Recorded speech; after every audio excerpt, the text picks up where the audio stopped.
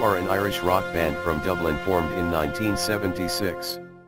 The group consists of Bono, lead vocals and rhythm guitar, The Edge, lead guitar, keyboards, and backing vocals, Adam Clayton, bass guitar, and Larry Mullen Jr., drums and percussion. Initially rooted in post-punk, U2's sound grew to incorporate influences from many genres of popular music, yet has maintained an anthemic sound built on Bono's expressive vocals and The Edge's effects-based guitar textures. Their lyrics, often embellished with spiritual imagery, focus on personal themes and socio-political concerns. Popular for their live performances, the group have staged several ambitious and elaborate tours over their career. The band formed at Mount Temple Comprehensive School in 1976 when the members were teenagers with limited musical proficiency. Within 4 years, they signed with Island Records and released their debut album, Boy, 1980. Subsequent work such as their first UK #1 album, War, 1983, and the singles Sunday Bloody Sunday and Pride, in the Name of Love, helped establish U2's reputation as a politically and socially conscious group. By the mid-1980s, they had become renowned globally for their live act, highlighted by their performance at Live Aid in 1985.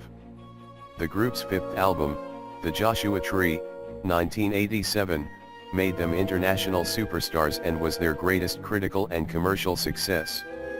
Topping music charts around the world, it produced their only #1 singles in the US, With or Without You and I Still Haven't Found What I'm Looking For.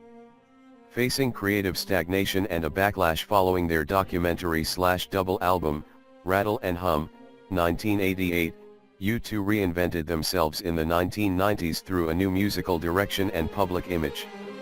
Beginning with their acclaimed seventh album, Achtung Baby, 1991, and the multimedia-intensive Zoo TV tour, the band integrated influences from alternative rock, electronic dance music, and industrial music into their sound, and embraced a more ironic, flippant image. This experimentation continued through their ninth album, Pop, 1997, and the Pop Mart tour, which were mixed successes. U2 regained critical and commercial favor with the records All That You Can't Leave Behind, 2000, and How to Dismantle an Atomic Bomb, 2004, which established a more conventional, mainstream sound for the group. Their U2 360 Degrees tour of 2009-2011 is the highest attended and highest grossing concert tour in history. The group's 13th album, Songs of Innocence, 2014, was released at no cost through the iTunes Store, but received criticism for its automatic placement in users' music libraries.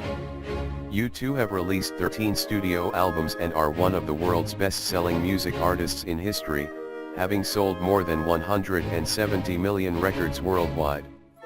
They have won 22 Grammy Awards, more than any other band, and in 2005, they were inducted into the Rock and Roll Hall of Fame in their first year of eligibility.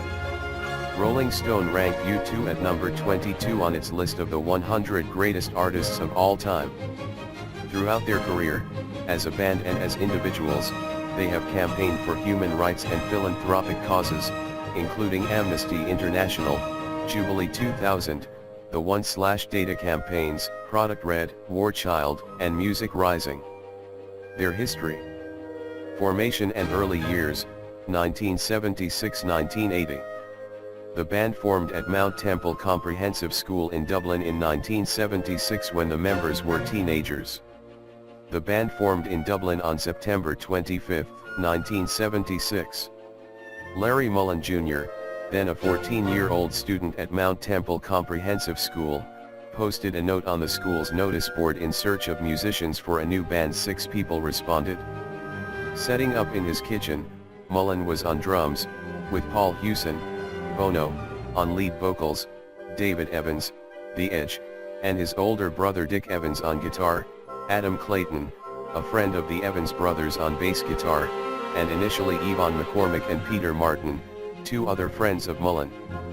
Mullen later described it as the Larry Mullen Band for about 10 minutes, then Bono walked in and blew any chance I had of being in charge. Martin, who had brought his guitar and amplifier to the first practice but could not play, did not remain with the group, and McCormick was dropped within a few weeks. The group settled on the name Feedback because it was one of the few technical terms they knew. Most of their initial material consisted of cover songs, which the band admitted was not their forte. Some of the earliest influences on the band were emerging punk rock acts, such as The Jam, The Clash, Buzzcocks, and Sex Pistols. The popularity of punk rock convinced the group that musical proficiency was not a prerequisite to success. In April 1977, Feedback played their first gig for a paying audience at St. Fintan's High School. Shortly after, the band changed their name to the Hype. 12 Dick Evans, who was older and by this time at college, was becoming the odd man out. The rest of the band was leaning towards the idea of a four-piece ensemble. In March 1978, the group changed their name to U2. 13 Steve Averill, a punk rock musician, with the Radiators, and family friend of Clayton's, had suggested 6 potential names, from which the band chose U2 for its ambiguity and open-ended interpretations, and because it was the name that they disliked the least. 14 That same month, U2, as a four-piece, won a talent contest in Limerick sponsored by Harblogger and the Evening Press. The prize consisted of £500 and studio time to record a demo which would be heard by CBS Ireland, a record label. 15 The win was an important milestone and affirmation for the fledgling band. Within a few days, Dick Evans was officially phased out of the band with a farewell concert at the Presbyterian Church Hall in Howth. 15 During the show, which featured the group playing cover songs as The Hype, Dick ceremonially walked off stage.